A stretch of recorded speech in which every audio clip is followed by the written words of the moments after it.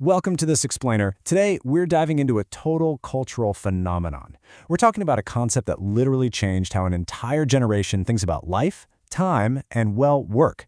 We're going to break down Tim Ferriss's iconic framework from the 4-Hour Workweek. And look, this isn't just your standard run-of-the-mill business strategy. It's a radical rethink of how we spend our limited time on this planet. Let's just get right into it. Now, Ferriss wasn't just sitting around theorizing about this stuff from the sidelines. He was in the trenches, running a highly successful supplements company, making really good money. But he was pulling grueling 80-hour work weeks, and honestly, he was completely miserable. So he decided to run an experiment. He started aggressively automating, outsourcing, and just totally eliminating anything that wasn't absolutely essential. The result? His reality shifted from an exhausting 80 hours down to just 4 hours a week. And here is the absolute kicker. His income? It stayed exactly the same. No way, right? But it's true. So, the crucial point is this. The goal is not to work relentlessly, pinch pennies, and just hope you can eventually retire rich at 65. The actual goal is to live fully right now. It's a simple truth, but man, it's a deeply uncomfortable one for a lot of us to actually accept. But everything else in Ferriss's philosophy flows directly from this one uncompromising premise. We have got to stop delaying our lives. Which brings us to a huge psychological hurdle, the deferred life trap. Before we can even talk about how to work less, we really need to look at the psychological trap that keeps us locked in these grueling schedules to begin with. Ferriss calls this the deferred life plan. It's this deeply ingrained cultural narrative we've all been fed, the one that says we basically have to suffer and grind now so we can earn the right to live later. You know the drill. Work hard for 40 years, retire, and then finally start doing the things you actually care about. Psychologically speaking, this narrative is incredibly damaging. It causes us to completely dissociate from the present moment. We basically end up treating our actual, current lives like a waiting room for some real life that's always perpetually somewhere off in the future. And if you intuitively feel like this whole waiting room system is kind of broken, well, the research entirely backs you up. Studies looking into deathbed regrets consistently reveal the exact same pattern over and over. People at the end of their lives absolutely do not regret working too little. What they almost universally regret is waiting way too long to live the life they actually wanted. So the deferred life plan isn't just exhausting. Statistically speaking, it leads directly to regret. Okay, let's dive into how this shift actually happens. Let's look at the mechanics of the shift. We've identified the psychological problem, so now let's get into the practical interventions. 80%. This single number is basically the bedrock of a strategy. We're talking about the 80-20 rule, or the Pareto principle. If you apply this honestly to your life, it means that 80% of your results are coming from just 20% of your effort. Think about that for a second. It's a staggering realization. It basically means that the vast majority of what we do all day at work, the endless emails, those pointless status meetings, the busy work, it's mostly just noise. Identifying and isolating that highly productive 20%, that's your first major key to taking your time back. And that brings us to the second foundational principle here, Parkinson's law.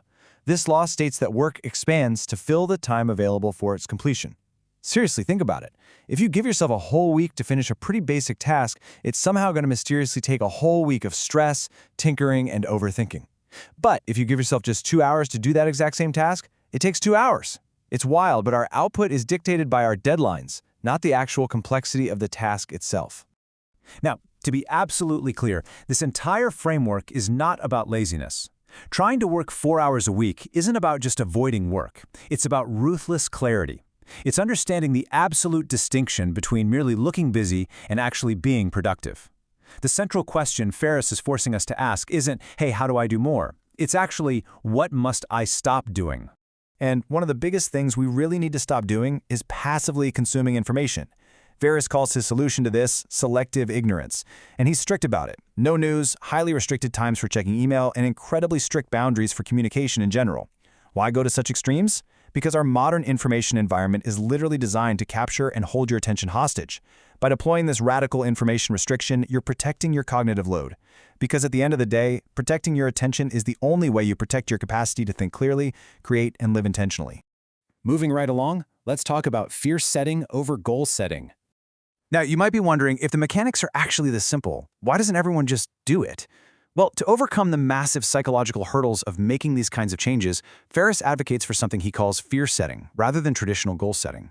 It's a simple process. First, you explicitly define the absolute worst thing that could actually happen if you made a major change, say automating your job or asking to go fully remote. Second, you realistically assess the actual likelihood of that worst-case scenario happening. And third, you determine how reversible the damage would be if it did. When you actually force yourself to name a specific fear and write it down on paper, it suddenly becomes way less catastrophic than that vague, swirling cloud of anxiety living in your head. And what's truly fascinating about this exercise is that it isn't just some quirky internet life hack. It is deeply grounded in clinical psychology. Fear setting actually maps directly onto cognitive behavioral therapy techniques that professionals use to treat anxiety. By forcing your brain to logically examine and quantify those vague fears, you're transforming a completely paralyzing emotion into a highly manageable, practical checklist. It's a real game changer. All right, let's meet the new Rich. Once you finally strip away all that busy work and you face down the fear, you're left with a completely new paradigm. Ferriss coined this term, the new rich, and it completely redefines how we understand wealth. Wealth is no longer measured by whoever has the highest number sitting in a bank account. Instead, it's measured by time and mobility. And this brilliantly illustrates the real goal, having the absolute freedom to do what you want, when you want, and where you want. Think about it. Under this framework, a millionaire who works 100 hours a week and physically cannot leave their desk is actually incredibly poor. Now, while the whole 4-hour workweek concept feels intensely modern, it's actually a timeless pursuit. Even the ancient Stoic philosophers defined true wealth as freedom from necessity. Ferriss is essentially just taking an incredibly ancient, profound philosophical ideal and updating it with a highly practical, modern digital framework for today's world. And modern behavioral science totally backs us up too. Take self-determination theory, for example. Researchers have consistently found that autonomy, meaning having actual control over your own time and your own choices, is the primary driver of human well-being. It heavily outweighs sheer income. People who possess high autonomy over their daily schedules consistently report significantly higher life satisfaction, completely regardless of what their actual paycheck looks like. Which brings us to the final and maybe most challenging part, confronting the silence. Now we arrive at the real climax of this explainer. It's time to turn the mirror onto ourselves, because actually getting all this free time, it reveals a brand new, often really surprising problem. If you actually implemented all these systems, what does your ideal day really look like? And notice, I am not asking about your ideal 2-week vacation in Hawaii. I mean your ideal, perfectly ordinary Tuesday.